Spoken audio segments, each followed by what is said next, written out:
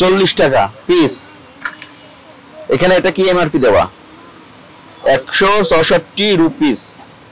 166 rupee কি একটা যদি 166 রুপি হয় তাহলে বাংলাদেশে এক পিসের দাম 45 টাকা কিভাবে হলো? কোথা থেকে কিনেছেন এগুলো? মিটফোর্ড। এগুলো তো নকল ইন্ডিয়ান বলে বিক্রয় করতেছেন। আপনি বৈধ আমদানিকারকের কাছ থেকে নেবেন, আপনি এটা বলতেছেন ইন্ডিয়ান সাপোজিটরি, নকল সাপোজিটরি এগুলো। আমরা জাতীয় ভোক্তা অধিকার থেকে আসছিলাম। ফার্মেসি লাইসেন্স হালনাগাদ করা আছে? ফিজিশিয়ান স্যাম্পল বিক্রয় করেন? থাকলে বের করে দিবেন। ওষুধের মেয়াদ চেক করেন?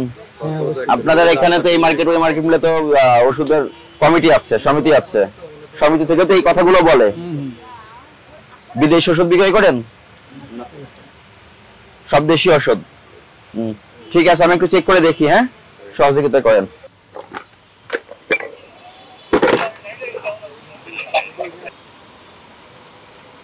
বাইরের ওষুধ নাই বললেন, জিজ্ঞাসা করলাম, বললেন বাইরে কোনো ওষুধ নাই।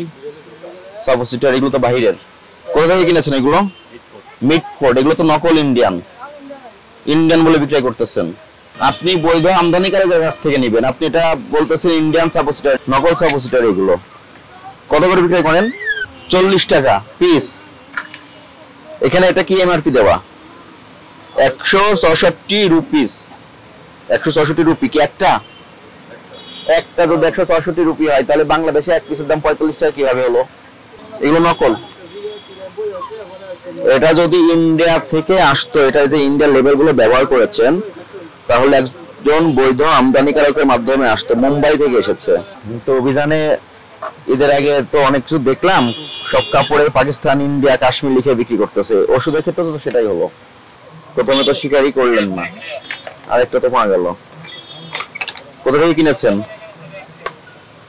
এমআরপি দেওয়া নাই, আমদানিকারকের কোনো তথ্য দেওয়া নাই। আপনারা এগুলো তো অবৈধ পন্থায় সংগ্রহ করে বিক্রি করছেন। আপনাদের সোর্সিং পদ্ধতিটা টোটালি অবৈধ। বৈধ আমদানিকারকের কাছ থেকে নিতে হবে। এখানে লিখে রেখেছেন দামি, মানে কি? এখানে লিখে রেখেছেন দামি, এখানে দামি। একই জিনিস দুই রকম, একটা আসল একটা নকল। লম্বাতে ছোট বড়। এইটা দেখেন একই কোম্পানি, সবকিছু সেম। এটা কত দাম? একটা 380 টাকা। কোথায় লেখা আছে এমআরপি? কোথায় লেখা? আরএস লেখা। আরএস তে কি হয়? এটা তো ইন্ডিয়াতে হয়ে আপনার এখানে চলে আসলো? না, এটা তো কোম্পানি থেকে নেন। কোম্পানির তথ্য কোথায়? এমআরপিটা তো কোম্পানি দিবে, দেওয়া নাই কেন? মানে আমাদের মেসেজটা তো আপনি বুঝতে পেরেছেন যে ঔষধ, মেডিসিন বা আপনার স্বাস্থ্য রিলেটেড যে অ্যাকসেসরিজ গুলো ভক্তদের কাছে আপনারা বিক্রয় করবেন, যখন আপনারা রিটেল পর্যায়ে বিক্রি করবেন, এটা অবশ্যই নিশ্চিত করতে হবে বৈধ আমদানিকারকের স্টিকার ওখানে লাগানো আছে কিনা, এবং ওই আমদানিকারকই এমআরপি নির্ধারণ করে দিবেন। ওই এমআরপি তে আপনারা বিক্রয় করবেন। যখন কোনো এমআরপি থাকবে না, আপনি তো এক একজন কাস্টমারের কাছ থেকে এক এক রকম মূল্য নেওয়ার সুযোগ থাকে আপনার, বা আপনি নিতেও পারেন, আশঙ্কা তো থাকে না?